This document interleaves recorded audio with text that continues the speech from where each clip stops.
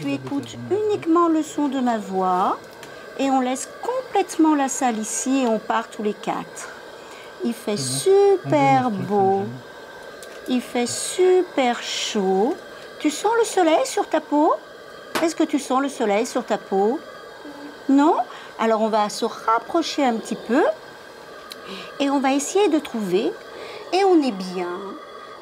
Antoine est venu à l'hôpital pour une petite intervention chirurgicale. Sa famille a accepté qu'elle soit réalisée sous hypnoanalgésie, une technique douce et non médicamenteuse de prise en charge de la douleur.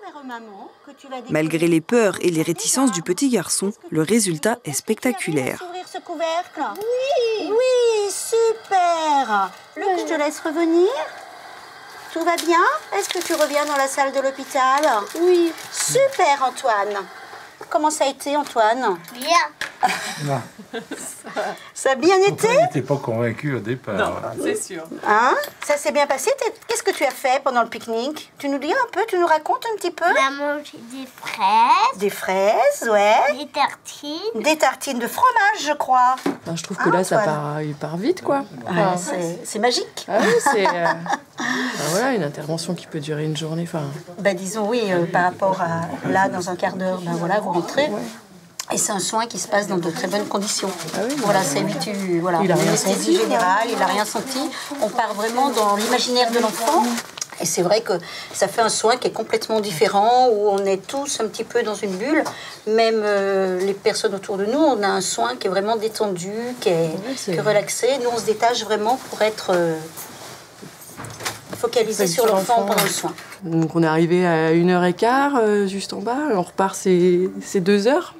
Voilà, ça a duré même pas 20 minutes, une demi-heure. Alors que ça m'aurait pris un peu une journée entre le temps d'aller voir l'anesthésiste avant. Plus les consultations avant, bilan pré-op, anesthésie. Éviter d'avoir recours à une anesthésie générale pour certaines interventions ou examens, gagner du temps et surtout permettre aux enfants de mieux vivre une situation anxiogène, ce sont les nombreux bénéfices de l'hypnoanalgésie. Cette technique est utilisée depuis 2008 à l'hôpital de Villefranche-sur-Saône grâce à l'impulsion du docteur Langevin. Après avoir rencontré la Fondation Apicil, j'ai pu, grâce à leur soutien logistique et aussi financier, proposer une formation pour une grande partie du personnel du service de pédiatrie. Ce sont des formations qui sont quand même très coûteuses.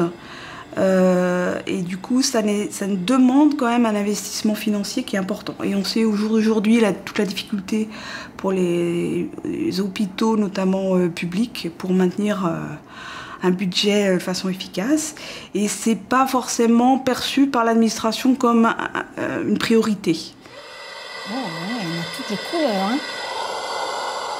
Qu'est-ce qu'elles disent les copines quand elles disent? Quand c'est des très grands qui sont vraiment angoissés, ce que j'appelle de l'angoisse, c'est plus de la relaxation.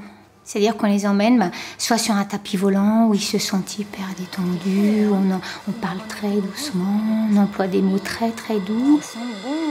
Est-ce que tu sens l'odeur du chocolat? On travaille dans une ambiance qui est beaucoup plus détendue, beaucoup plus calme. Si l'enfant est détendu, est calme et apaisé, nous on arrive à faire notre soin beaucoup plus facilement. La douleur chez l'enfant a été longtemps méconnue et niée. Et ça, donc, les choses ont heureusement changé, mais il reste encore beaucoup de travail. L'hypnoanalgésie a changé la vie du service de pédiatrie. Un succès qui suscite notamment l'intérêt des sages-femmes de la maternité. Eléa est venue au monde et puis du coup, au moment que la sage-femme a dû me recoudre, c'est là qu'on a eu l'hypnose. J'avais le masque sur le nez et la bouche et puis elle me racontait une histoire en fait, où elle m'a fait partir dans un endroit agréable, sur les îles entre autres. On sent qu'elle nous touche, mais sans ressentir la douleur. Du coup, non, on part assez facilement avec la personne qui nous accompagne et du coup, c'est bien. Allez, je te laisse faire. C'est vraiment quelque chose d'assez contagieux, c'est-à-dire à partir du moment où on a pratiqué, on voit le bénéfice pour les enfants, pour leur famille et aussi pour le personnel soignant, tout le monde a envie de faire de la même façon. Et puis plus il y a de monde qui connaît, plus ça devient une philosophie, une culture et non pas une histoire d'experts.